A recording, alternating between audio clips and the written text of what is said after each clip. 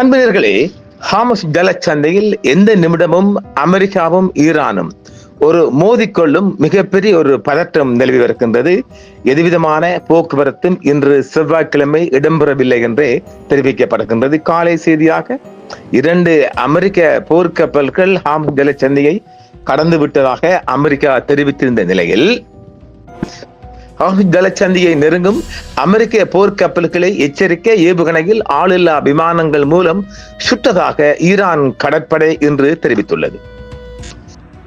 பாரசீக வளைகுடாவில் உள்ள முக்கிய நீர்வழி பாதையின் மீதான ஈரானின் கட்டுப்பாட்டிற்கு சவால் விடும் முயற்சியில் ஹார்முஸ் ஜலச்சந்தியை நெருங்கும் அமெரிக்க போர்க்கப்பல்களை எச்சரிக்க ஈரான் கடற்படை ஏவுகணைகளையும் ஆளில்லா விமானங்களையும் பயன்படுத்தியுள்ளது. ஜலச்சந்தியை நெருங்க வேண்டாம் என்று தனது எச்சரிக்கையை புறக்கணித்த அமெரிக்க போர்க்கப்பல்களுக்கு அருகில் பயண ஏவுகணைகள், போர் ஆளில்லா விமானங்கள் மற்றும் ராக்கெட்டுகளை கொண்டு சுட வேண்டிய கட்டாயம் ஏற்பட்டதாக ஈரானிய கடற்படை தெரிவித்துள்ளது.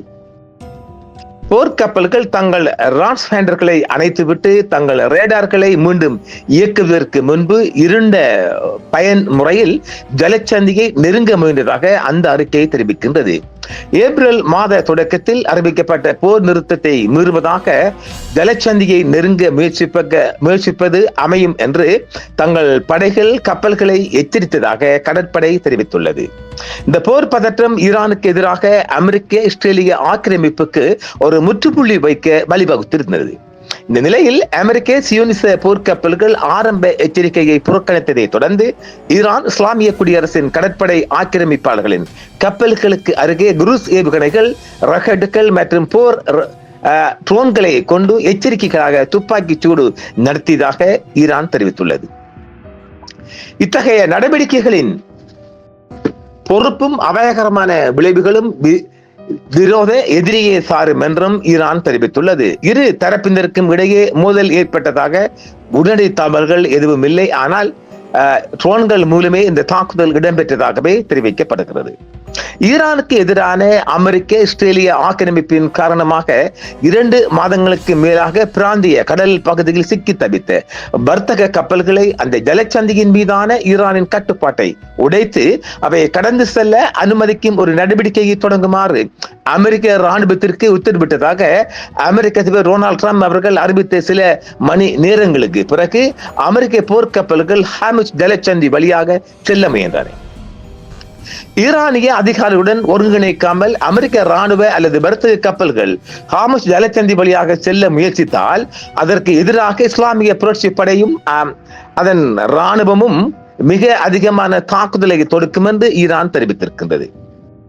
ஒரு தகவல் அறிந்த வட்டாரத்தை மேற்கோள் காட்டி தஸ்னீம் செய்தி நிறுவனம் அந்த மூலோபாய நீர்வழியில் ஒரு விரோதமான அமெரிக்க நடவடிக்கையை தொடர்ந்து ஹார்முஸ் ஜலச்சந்தியில் எந்த ஒரு சூழ்நிலையும் எதிர்கொள்ள ஈரான் முழுமையாக தயாராக உள்ளது என்றும் ஈரான் தெரிவித்துள்ளது.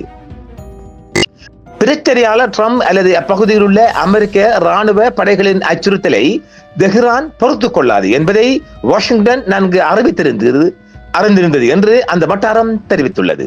இஸ்லாமிய குடியரசு எந்த ஒரு சூழ்நிலையும் எதிர்கொள்ள முழுமையாக தயாராக உள்ளது என்றும் மேலும் ட்ரம்ப் மற்றும் அமெரிக்க படைகள் அச்சுறுத்தும் செயல்களில் ஈடுபடுவதை ஈரான் அனுமதிக்காது என்பதை அமெரிக்கர்கள் அறிவார்கள் என்றும் அந்த வட்டார செய்தி தெரிவிக்கின்றது.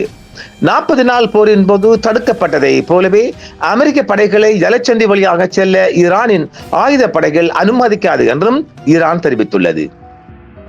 ஈரானின் ராணுவத்தின் வெளிப்படையான அனுமதி இல்லாமல் ஜலச்சந்திக்குள் எந்த ஒரு நடமாட்டமும் அனுமதிக்கப்பட மாட்டாது என்று ஈரான் திட்டவட்டமாக தெரிவித்துள்ளது.